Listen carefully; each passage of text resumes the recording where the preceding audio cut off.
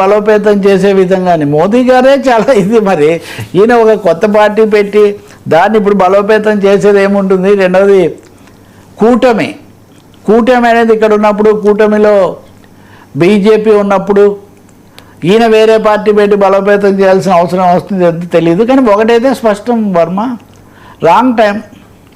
ఇప్పుడు ఈ టైం ఇంకా కొద్ది రోజులు పోయి మళ్ళీ వాతావరణం మారితే వేరే విషయంగా. వ్యాక్యూమ్ ఉందా ఆంధ్రప్రదేశ్లోని? ఇంకో కొత్త పార్టీ వ్యాక్యూమ్ ఉండే కూడా విజయసాయి రెడ్డి గారు ఇప్పుడు చాలా పరిమితమైన ఒక వ్యక్తిగత ఏదో ఇప్పుడు ఆయన నేను చేస్తే వ్యవసాయము లేదా ప్రజాసేవ అని అప్పుడేదో చెప్పారు. తర్వాత నా మీద ఇలా చేసిన వాళ్లకు పాఠం చెప్పడానికి నేను వస్తానని కూడా చెప్పారు.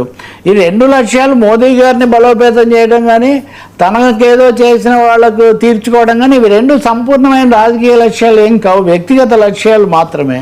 వీటి కోసం బహుశా నాకు అర్థమైనందులో ఒక మీడియా సంస్థలు ఇవి పెట్టి మోదీకి అనుకూలమైన ఇదేదో చేస్తారనేది అయితే అర్థమవుతుంది. కానీ చాలా పరిమిత పాత్ర ఉండే అవకాశం ఉంది. ఇంకో సమస్య కూడా ఉంది, తెలుగుదేశం వల్ల ఆయన చేర్చుకోరు, బీజేపీలో కూడా చేరనివ్వరు. జగన్మోహన్ రెడ్డిని ఆయన వ్యతిరేకించలేరు. ఎందుకంటే జగన్ ఇప్పటివరకు ఆయన వ్యతిరేకించలేదు. ఆ స్టేట్మెంట్ కూడా ఇచ్చాడు, నేను జగన్ను ఎట్టి పరిస్థితుల్లో నేను జగన్ను విమర్శించాను అని. ఇప్పుడు జగన్ను విమర్శించారు. మోదీని జగన్ చంద్రబాబు నాయుడు ఇద్దరు అనుకూలంగా ఉంటారు. ఈయన ఎట్లా చేస్తారు? మరి రాజకీయంగా ఒక ఈయనకుంది వ్యాక్యూమ్. మీరు అడిగిన దానికి రాష్ట్రంలో వ్యాక్యూమ్ ఉందా లేదో తెలియదు. కానీ విజయసాయి రెడ్డి ప్లానింగ్లో మటుకు ఒక వ్యాక్యూమ్ స్పష్టంగా ఉంది, ఒక ఒత్తిడి ఉంది ఆయన మీద, ఏదో ఒక పాత్ర నిర్వహించాలి. కాదు సార్, ఇప్పుడు విజయసాయి రెడ్డికి ఎక్కువ లింకులు అన్నది వైఎస్ఆర్సీపీ నుంచే. మరి అందులో ఏవైనా కొద్దిగా అసమ్మతులన్నీ తీసుకొచ్చి ఏదైనా చేసే ప్లాన్ ఉండొచ్చు అంటారా? ఆయన కాన్ఫిడెన్స్ ఏంటది?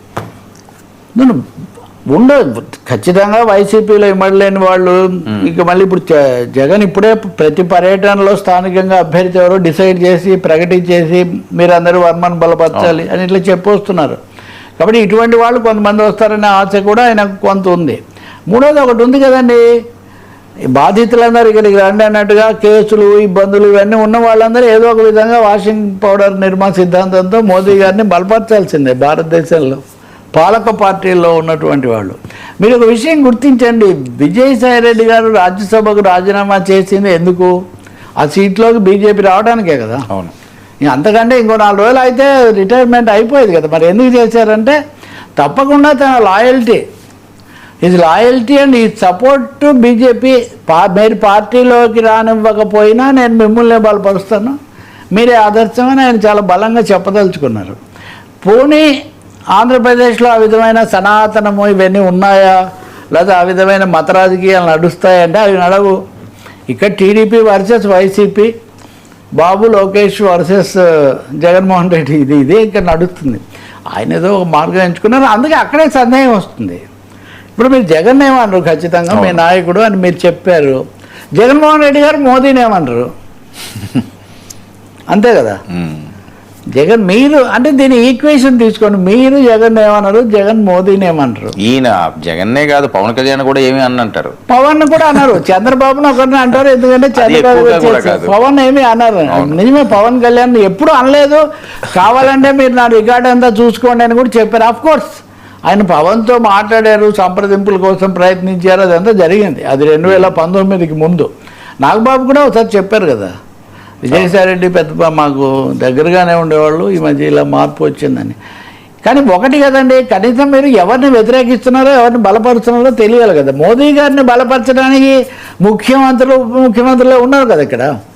కాబట్టి ఆయన మీద ఏదో ఒత్తిడి ఉంది, ఆయనకి ఏదో ఒక అవసరం ఉంది, ఒక వేదిక కూడా కావాలి. ఎక్కువ కాలం మౌనంగా ఉండలేరండి.